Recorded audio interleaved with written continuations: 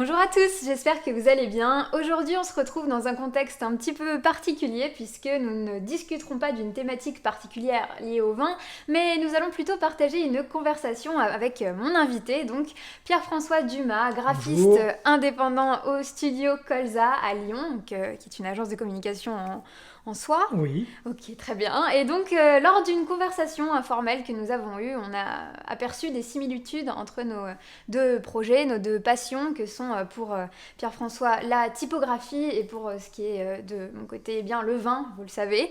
Donc, ma foi, merci Pierre-François. Mais merci à toi. C'est un plaisir bien évidemment partagé. Oui. J'espère que vous aurez vous aussi du plaisir à découvrir à la fois ce monde de la typo, qui ne vous est pas totalement inconnu, hein.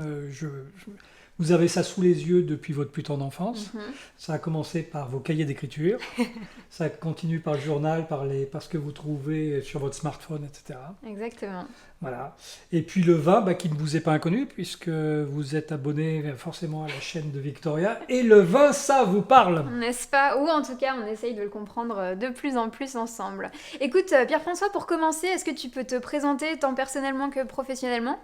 Alors, à titre professionnel, donc graphiste indépendant depuis quelques années, passionné de typo dans les années 90, parce que ça fait effectivement quelques années que je suis sur la place. Il y a un ingénieur de chez Linotype qui débarque dans mon centre de formation, qui s'appelle Gutenberg, qui est dans la Loire, et qui nous fait presque un cours comparatif entre la typographie, la macrotypographie et le vin. Et c'est assez surprenant, bien évidemment, il y a un vocabulaire commun, il faut aller le chercher, mais il est là. On parle de gras, on parle de jambes en matière de typographie, Mhm. on parle de rondeur. Voilà, on peut dire que, effectivement, une composition typographique peut être tout à fait pétillante, ça n'est pas interdit. Donc ça, c'était très très intéressant. Et puis à titre personnel, outre le fait que je suis coureur à pied, je suis aussi buveur de vin. Voilà, je suis aussi buveur de vin. Je suis un amateur de vin comme tu es amatrice de typographie. Mhm. Je suis un professionnel de la typo comme tu es une professionnelle du vin. Et on va se retrouver là, au milieu. Oui, tout à fait, exactement. Alors, plusieurs choses sur lesquelles je souhaiterais rebondir, c'est qu'effectivement, d'une part, il y a cette dichotomie en fait dans nos deux univers. Il y a ceux qui savent et ceux qui ne savent pas. Vous le savez sans doute puisque vous êtes sans doute dans cette situation. Il y a ceux qui ne connaissent pas le vin et qui veulent l'apprendre, et ceux qui le connaissent et qui sont complètement des nerds. Et donc, il n'y a pas de pont entre les deux, ou en tout cas, nous, c'est ce qu'on va essayer de créer aujourd'hui avec cette conversation, cet échange et cette mise en pratique de l'observation de la typographie dans l'univers du vin. Et effectivement, pour revenir sur ce que tu disais, ton anecdote avec ces typographes, c'est qu'effectivement, quand on parle de larmes, quand on parle de jambes, c'est un vocabulaire qu'on utilise à la fois dans les fontes, ou est-ce que je me trompe? Non, t'as le droit. Oh, ça sera autre chose, une autre intervention, la différence entre fonte et police, mais Oui, d'accord. Bon, je suis pas encore tout à fait une experte en typographie. ouais. Et en tout cas, voilà, une similitude entre ce vocabulaire qui est exercé dans la typographie et également dans la dégustation. Est-ce qu'on a le droit de faire des accords typographie et vin? En tout cas, excuse-moi, mais alors je vais revenir sur la question du vocabulaire, Oui, parce que ça n'est pas parce qu'on possède ou qu'on ne possède pas un vocabulaire qu'on peut apprécier ou ne pas apprécier. Je pense que vous êtes susceptible de pouvoir apprécier une composition typographique comme vous êtes susceptible de pouvoir apprécier un vin, sans exactement. pour autant maîtriser le vocabulaire. On est d'accord On est là-dessus? d'accord. Voilà. Est-ce que tu penses, dans ce cas, qu'il y a une question de sens et de sensibilité? Moi, c'est ce que j'essaye de prouver lorsque je parle de vin, qu'il faut se faire confiance parce qu'on a cette bibliothèque sensorielle. Est-ce qu'il y a la même chose dans la typographie? Ben oui, parce que nous avons cinq sens. Toi, tu vas me parler du goûter, moi je vais te parler du voir. Voilà, dans ce qui va suivre, je vais te dire le voir avant le goûter. Mhm. Toi, tu as goûté et tu vas me dire si par rapport à ce que je ressens moi en tant que typographe, en tant que graphiste, eh bien, il se passe exactement la même chose à l'intérieur. C'est ça, on va déguster ces étiquettes.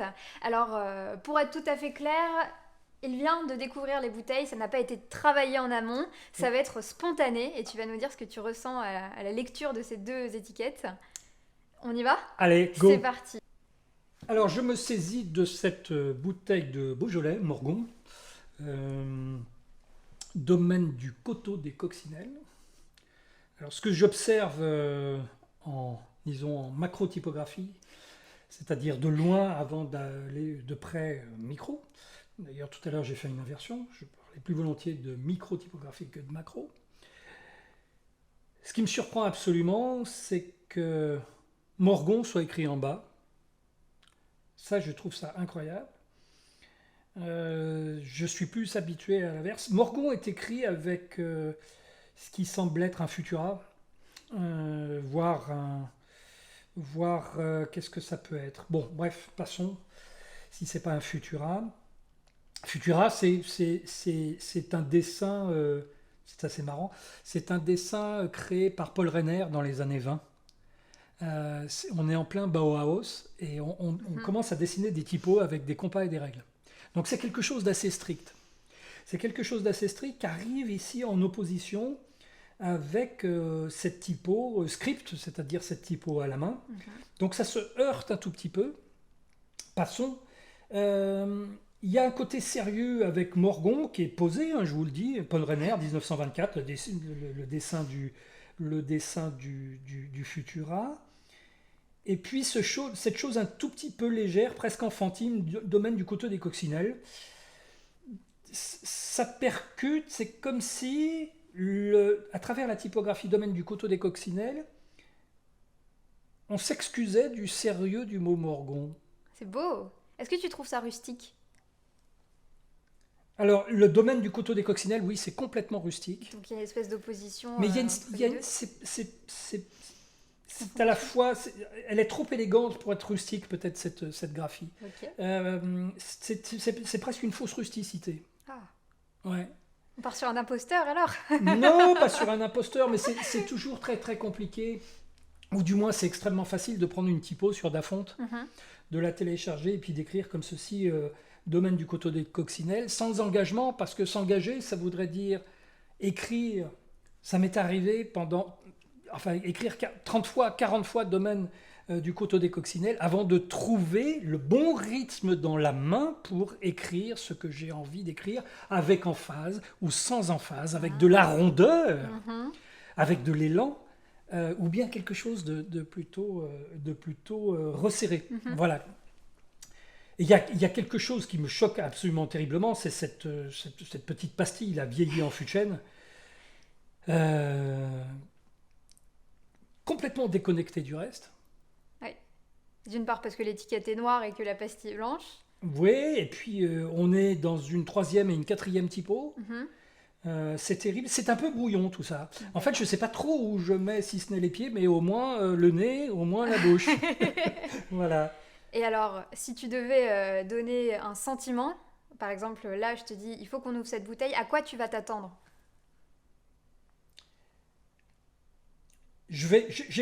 La façon dont est écrit le domaine du coteau des Coccinelles, je m'attends à quelque chose de sympathique. Très bien. Je m'attends à quelque chose de sympathique, de démocratique. Je m'attends pas à quelque chose d'imposant. Voilà. On n'est pas sur le vin de pétanque, on est bien d'accord.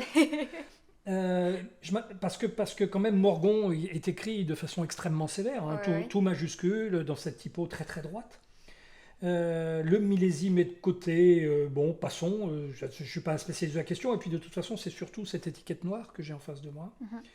Donc je m'attends à quelque chose de plutôt sympathique, sans prétention, et puis le fait même de la coccinelle. Alors il y a un petit côté luxe avec ce vernis posé sur les coccinelles, mais si on s'en tient qu'à la typo, je m'attends à quelque chose de plutôt démocratique. Voilà. Ok, démocratique c'est un beau mot et je suis tout à fait d'accord avec toi. Il se trouve que ce domaine, je l'ai visité il n'y a pas longtemps, donc effectivement il est situé à Lantigné, dans le Beaujolais.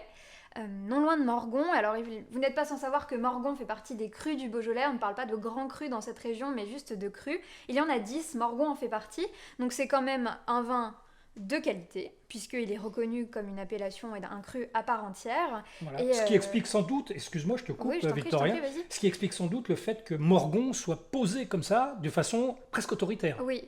Exactement, il fait foi, il fait autorité, puisque pour ceux qui connaissent un petit peu le Beaujolais, ils sauront directement à quoi s'attendre finalement. La particularité du Beaujolais, c'est qu'il y a un seul cépage de rouge qui est cultivé et c'est le gamay. Donc effectivement, c'est un gamay. Et c'est marrant que tu fasses la remarque. Effectivement, on a une espèce de pastille qui explique que c'est vieilli en fût de chêne. Pourquoi cette addition? C'est parce que ce n'est pas légion en fait dans cette région. Le fût de chêne, on le voit plutôt dans les grandes régions comme la Bourgogne, comme on l'entend, parce que bon, en tant que nerd, je pourrais vous raconter qu'effectivement le Beaujolais fait partie de la Bourgogne, mais passons. Également dans le Bordelais, ça c'est quelque chose qui fait légion. Et là, ils se sont essayés à quelque chose. Donc je me suis lancée histoire à part dans la dégustation des spiritueux et dans la compréhension du rhum. Et il se trouve que j'ai trouvé des similitudes entre les deux, puisque on a tout ce qui est arôme fruité du gamay, donc tout ce qui est cerise noire, et cette petite teinte aussi en arrière-bouche de vanille, de bois, qui est pas trop ostentatoire, mais quand même assez plaisante et assez étonnante et satisfaisante en fait dans un vin rouge comme celui-ci. Mais alors, pardon, mais la cerise, je la vois. Sur le gâteau. Non, mais dans le rouge, dans ce rouge brillant, Oui, je vois pas du tout le chêne. oui. Oui, parce que c'est... Parce que c'est terrible, parce que... Alors, bon, il y a... on va au-delà de la typo, là. Il y a le choix d'une étiquette avec un noir mat, c'est-à-dire presque un charbon de bois. Ok. Ouais, donc ça, pour toi, ça résonne pas avec le Voilà, chêne un peu plus clair. le charbon de bois, pour moi, c'est barbecue. Ouais. Et donc, c'est presque barbecue cerise. C'est drôle. Il t'oriente dans ton Il accord m'oriente en fait. barbecue cerise. Ouais, j'ai le noir mat. J'ai un Ok, noir oui, mat oui, oui. un peu nuageux d'un morceau de charbon de bois. Ok, oui, Voilà. oui. Non, C'est drôle, hein. Oui, oui, c'est pertinent, c'est parfaitement pertinent. Et effectivement, ça se déguste donc, comme quasiment tous les rouges, avec une belle viande rouge. Oui. Donc, Mais là, on c'est est raccord. merveilleux. Et donc, effectivement, on est sur une étiquette assez conventionnelle. Sans parler de l'âge des vignerons, Ouais. ils sont dans le métier depuis un moment. Néanmoins, ils font attention à leur environnement, aux vivants. Ils cultivent ça en bio tout en n'étant pas labellisé.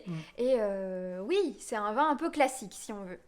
Ce qui nous fait transition toute trouvée. On a commencé par le rouge. Normalement, quand on déguste, on commence d'abord par le blanc, puis on passe au rouge. Là, on a décidé de faire l'inverse pour y aller crescendo, puisque la seconde bouteille qu'on va aborder est en opposition parfaite et totale avec la première. Donc, je te laisse la prendre en main, l'analyser Allez. et on en parle ensuite. On y va. Donc là, on a droit à une étiquette et une contre-étiquette. Alors, rappelle-moi la loi. Quelle est l'étiquette, quelle est la contre-étiquette, quelles sont les obligations chez le caviste? Oui, alors aucune obligation dans le sens est-ce qu'on est obligé d'avoir une étiquette et une contre-étiquette, c'est juste Non, une question absolument pas. voilà, Oui, de on est- place et ouais. de lisibilité. Les informations qu'on doit avoir, c'est donc le nom du domaine, Ouais. le nom de la cuvée s'il y a, l'appellation, les mentions obligatoires type femme enceinte, ne pas boire d'alcool, etc. Le numéro de la cuvée, le Ouais. taux d'alcool, toutes ces Tu nous as toutes fait ces une vidéo mentions-là. là-dessus. Exactement. Voilà, Donc on va donc, pas en parler plus. non. Effectivement, là, on a une contre-étiquette avec toutes les informations nécessaires pour situer le domaine et une autre étiquette qui fait place au nom de la cuvée, donc qui est le Prout impérial. Absolument, de chez le Mathieu Barré. Prout impérial. Mais Oui. quel bonheur. Alors, je ne sais pas, moi, en tant que typographe, il y a deux solutions. Soit je commence effectivement par l'étiquette Prout impérial, qui est rococo, Terriblement. absolument terrible. Et sinon, si je fais ça, vous pouvez faire ça avec Word. Et si je tourne la bouteille, je fais Oh my God, mais qu'est-ce qui se passe? Mais qu'est-ce qui leur est arrivé? Méthode traditionnelle avec 2 majuscules. C'est assez drôle. On va passer assez rapidement sur cette contre-étiquette. Il y a à peu près toutes les informations légales. C'est aussi joyeux qu'un imprimé Cerfa. C'est-à-dire Exactement. que, voilà, peut-être que vous ne remplissez encore pas plus, ou du moins des imprimés Cerfa lorsque vous sortez de chez le médecin ou vous allez chez le pharmacien, mais c'est aussi gai que ça. Donc on va tourner tout de suite la bouteille et on va s'intéresser à cette magnifique étiquette en une seule couleur, Très très belle. complètement Déjantée. déjantée, Elle est ouf. avec un nounours, une couronne, c'est chargé d'enluminure. Ah ouais, il y a vraiment de tout. Il y a des chevaux, il y a un aigle, il y a des bouteilles, il y a des drapeaux. C'est le grand bazar. C'est le bordel, quoi. Pardonnez Oui, le mot, non, mais... non, mais c'est voilà, c'est Alors, Organisé quand même. oui, absolument. Oui. Alors, ce que je... Outre l'appellation en elle-même, prout impérial, on va dépasser ça. Ce que je trouve ici, mais je me dis, mais ça part dans tous les sens, ce truc. Oui. Alors, qu'est-ce qui se passe? C'est incontrôlable. Quand je décapsule ce truc, parce qu'on le décapsule, Exactement. on n'a pas besoin d'un tire-bouchon, on Pas le du décapsule. tout. On s'emmerde pas, ouais. On s'emmerde pas. Alors, par contre, alors là, c'est plus le côté pro, mais c'est le côté perso qui va vous parler. Ça arrive de Cornas. Mais on rigole pas normalement à Non, Cornas. non, on rigole pas du tout. On rigole pas, non. Alors qu'est-ce que c'est que ce truc baroque qui arrive de Cornas? Alors mettons de côté le fait que ça arrive de Cornas, du moins que Cornas ne vous parle pas.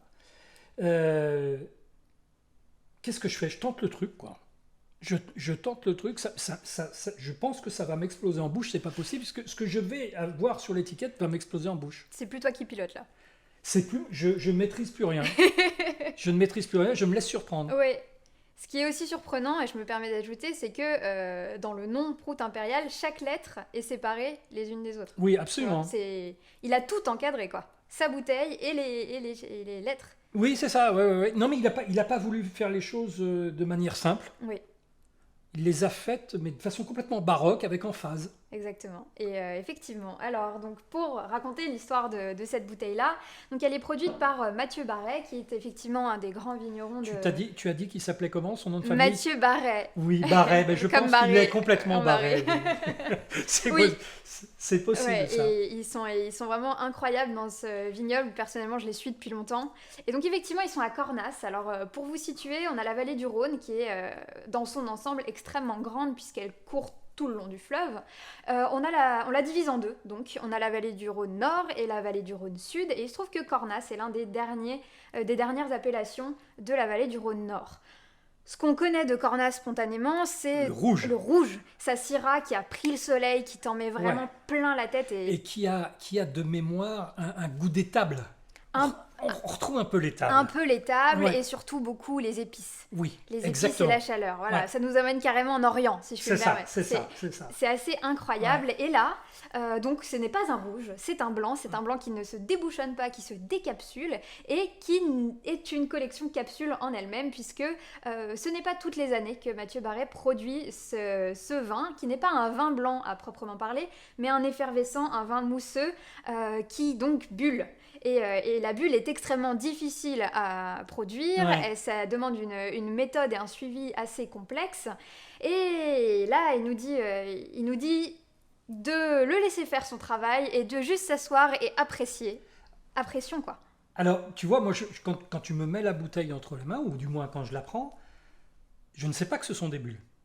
Par contre, tu me parles de toutes les lettres qui sont séparées les unes des autres. Chaque lettre est dans une bulle, finalement.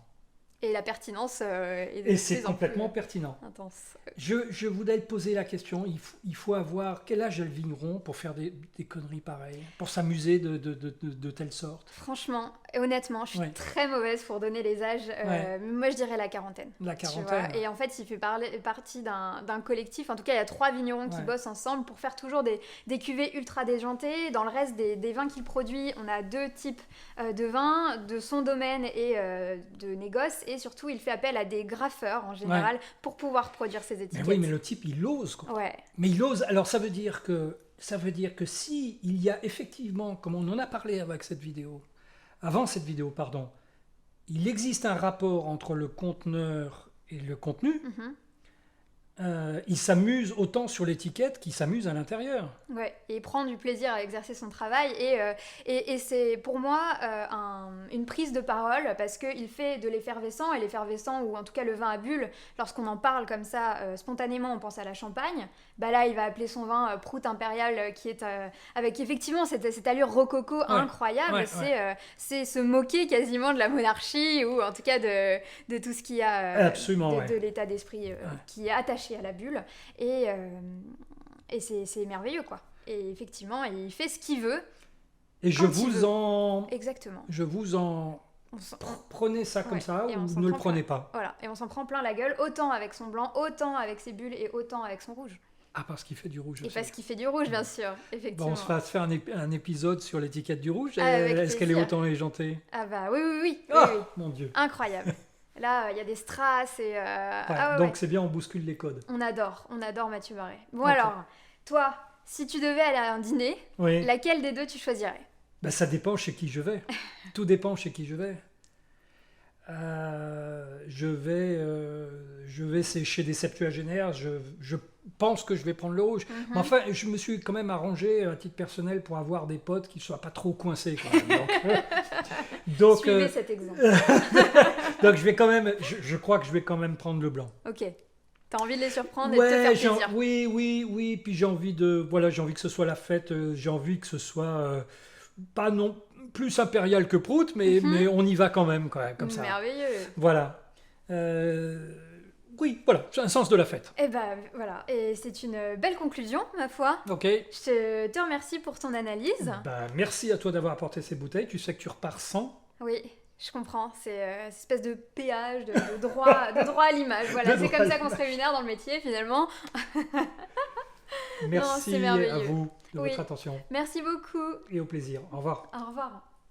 Merci à toi, Pierre-François, pour cette conversation et vous, auditeurs, auditrices, pour votre attention. Avant de vous quitter, je vous annonce que toutes les informations discutées lors de cet épisode sont disponibles sur mon site internet www.pardelange.com. Si vous souhaitez me contacter, me soumettre des idées d'intervenants ou me partager votre ressenti, n'hésitez pas à m'écrire sur Instagram @pardelange. J'espère que cet échange vous a plu et qu'il vous donnera envie de vous abonner afin de ne manquer aucun des prochains épisodes.